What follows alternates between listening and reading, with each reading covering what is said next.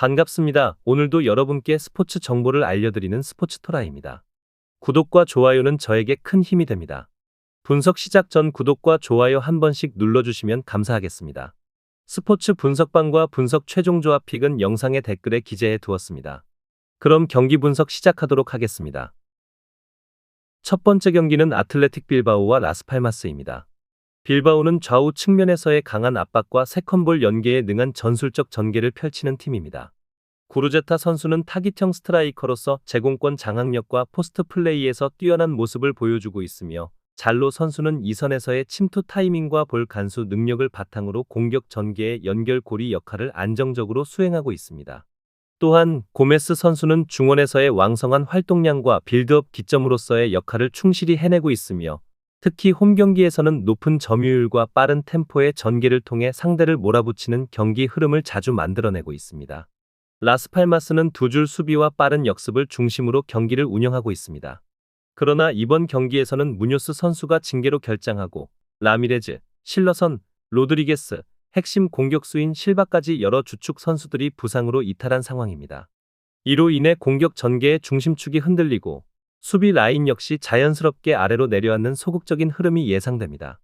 또한 모로코 인근 섬에 위치해 있어 스페인 본토의 빌바오 원정은 이동 거리 측면에서도 체력적으로 부담이 큰 여건입니다.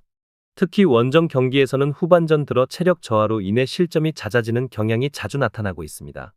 결론을 말씀드리자면 빌바오는 홈 경기에서 빠른 패스 전개와 강한 전방 압박을 기반으로 수비 라인을 자연스럽게 끌어올릴 수 있는 전술적 장점을 지닌 팀입니다.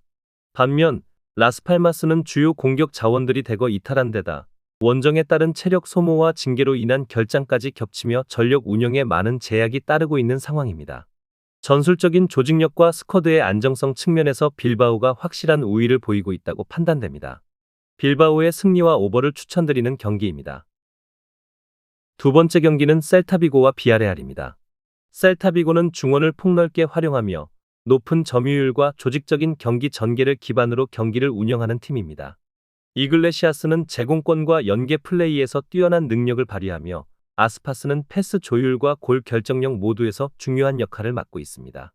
또한 스베드베리는 이선에서 공간 침투와 활발한 활동량으로 상대 수비를 흔드는 역할을 하고 있습니다. 홈 경기에서는 후방 빌드업과 중원 압박이 안정적으로 이루어지며 측면을 활용한 다양한 공격 루트를 구축할 수 있는 장점을 가지고 있습니다. 비아레알은 측면 공격과 침투를 통한 전개에 중점을 두는 팀입니다. 그러나 이번 경기는 핵심 선수들의 부재로 전술적인 완성도가 크게 흔들린 상황입니다. 알비올의 결장으로 수비에서의 리더십과 후방 조율이 약화되었고, 뷰캐넌과 모레노가 빠지면서 공격 전개와 마무리에서 큰 공백이 생겼습니다. 바리와 피노는 개인적인 기량이 뛰어나지만 팀 전술에서 동선 겹침과 이선 지원 부족으로 실질적인 위협을 제공하는 데 한계가 있습니다. 원정 경기에서는 전개 속도의 저하와 공간 커버의 미비로 후반에 실점하는 경향이 나타나고 있습니다. 결론을 말씀드리자면 셀타비고는 홈에서 중원의 조직력과 공격 전개의 안정감이 뛰어나며 아스파스를 중심으로 한 공격 루트가 잘 구성되어 있습니다.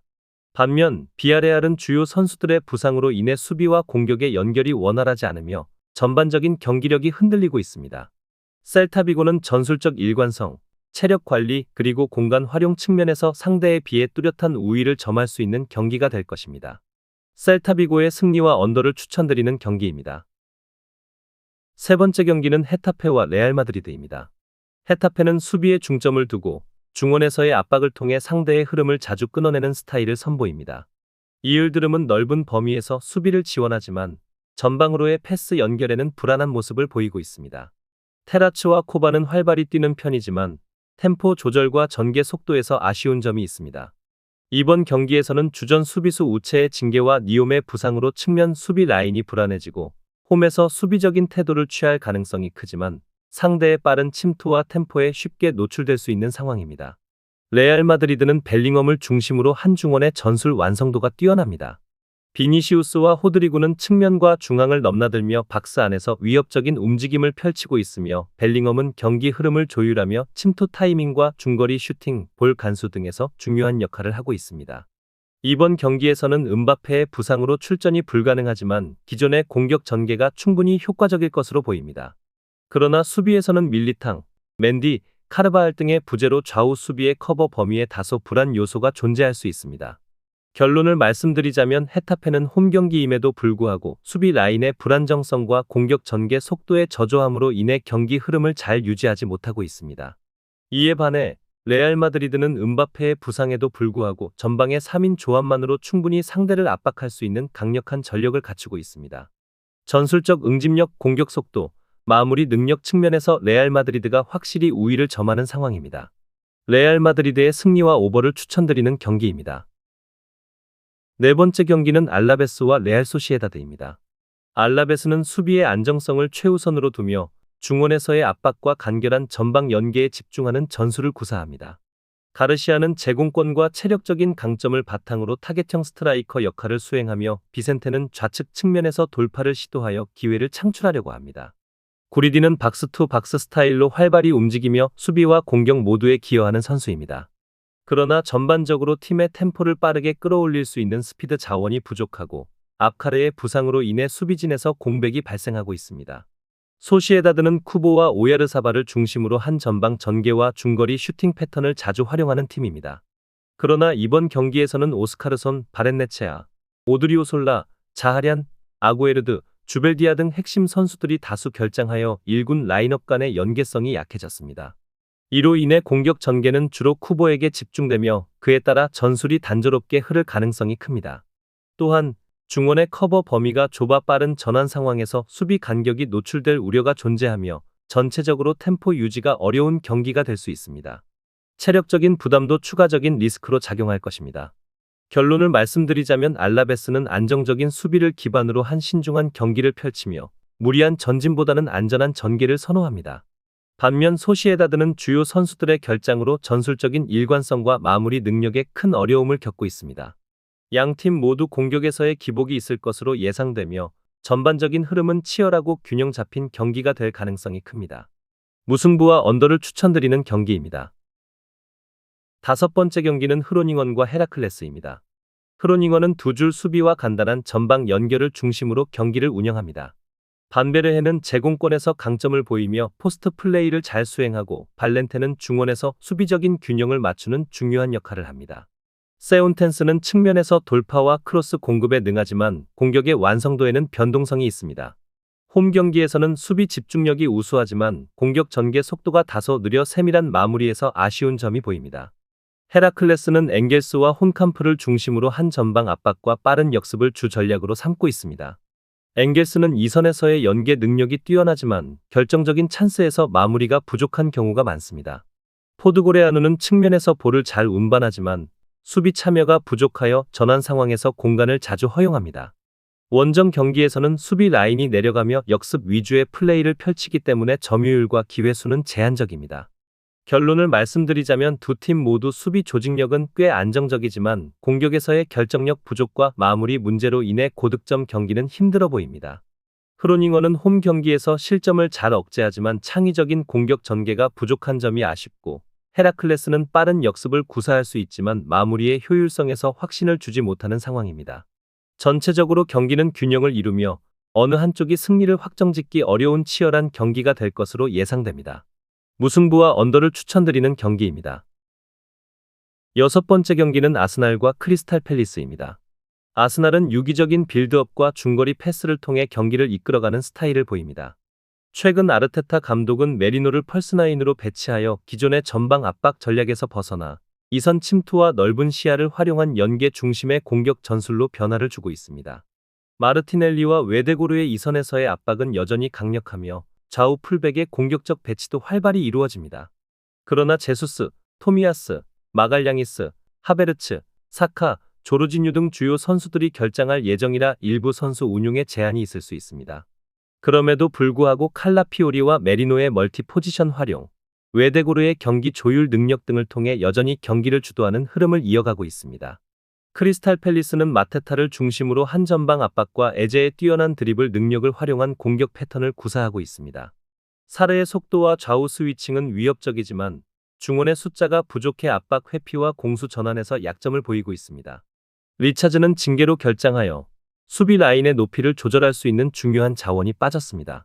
또한 리아드와 두쿠레 역시 부상으로 결장하게 되어 미드필더 조합의 안정성이 크게 떨어진 상황입니다. 이로 인해 전방 압박과 수비 전환에서의 균형이 맞지 않아 상대의 빠른 패스워크에 쉽게 흔들리는 모습을 보이고 있습니다. 결론을 말씀드리자면 아스날은 주요 자원들이 빠진 상황임에도 불구하고 메리노를 중심으로 한 전술적 변화가 최근 좋은 성과를 보여주고 있습니다. 반면 크리스탈 팰리스는 징계와 부상으로 인한 전력 공백이 경기에서 큰 영향을 미치고 있는 상황입니다. 아르테타 감독의 유연한 빌드업 조정과 크리스탈 팰리스의 수비 불안정성이 맞물리면서 경기 흐름은 점유율과 압박을 통해 아스날 쪽으로 유리하게 흘러갈 가능성이 큽니다. 아스날의 승리와 언더를 추천드리는 경기입니다. 7번째 경기는 인터밀란과 AC밀란입니다. 인터밀란은 미드필드를 장악하고 측면 오버래핑을 적극적으로 활용하는 전술을 구사하고 있습니다. 라우타로는 압박 상황에서도 차분하게 마무리할 수 있는 뛰어난 결정력을 지닌 전방 자원이며 코레아는 이선에서 볼을 운반하고 연계 플레이를 통해 전환 속도를 높이는 데 중요한 역할을 하고 있습니다. 바렐라는 중원에서 넓은 활동 범위로 수비와 공격을 유기적으로 연결하며 팀 밸런스를 유지하고 있습니다. 수비 라인은 3백 구조에서 안정적으로 간격을 조정하며 세트피스 상황에서도 높은 집중력을 발휘하고 있습니다. AC밀란은 빠른 역습을 통한 전방 3인 조합의 공격을 주로 전개하고 있습니다. 레앙은 뛰어난 스피드와 돌파력을 바탕으로 상대의 수비를 위협하며 요비치는 박스 내에서의 정확한 움직임으로 공간을 찾아내지만 활동량에는 한계가 있습니다. 플리식은 전진에 있어 적극적인 모습을 보이지만 체력이 떨어질 때마다 경기력이 불안정해지는 단점이 있습니다. 또한 수비 전환 시 미드필더 숫자가 부족해지면서 전방 압박이 느슨해지고 그로 인해 실점으로 이어지는 상황이 자주 발생하고 있습니다. 결론을 말씀드리자면 인터밀란은 안정적인 포메이션과 미드필드에서의 우위를 바탕으로 상대의 공격 전개를 사전에 차단할 수 있는 능력을 갖추고 있습니다. 반면 AC밀란은 전방 자원들의 기량이 뛰어나지만 미드필드와 수비 간의 간격이 불안정하여 조직적인 연결에서 문제를 보이고 있습니다. 이러한 차이로 인해 전반적인 조직력과 전환 속도에서 우위를 점하고 있는 인터밀란이 경기를 주도할 가능성이 높다고 할 수 있습니다. 인터밀란의 승리와 언더를 추천드리는 경기입니다. 더 다양한 경기에 대한 세부적인 분석이 궁금하시다면 영상 하단의 댓글을 확인해 주시면 되겠습니다. 스포츠 토토를 처음 접해서 어떻게 해야 할지 모르시는 분, 스포츠 토토를 좋아하시지만 적중률이 낮아 고민이 많으신 분, 경기 시작 전 분석 자료 확인은 필수이며 가장 중요한 정보력이 수익의 80% 이상 차지하고 있습니다. 주저없이 유튜브 여러 전문가의 도움을 받아보시길 바랍니다. 수익을 위해 이상한 곳에 가입비 내고 돈 날리지 마시고 유튜브에서 여러 영상들을 참고하여 베팅하시는 걸 추천드립니다. 오늘도 영상 시청해주셔서 감사드리고 건승하는 하루 되시길 바랍니다.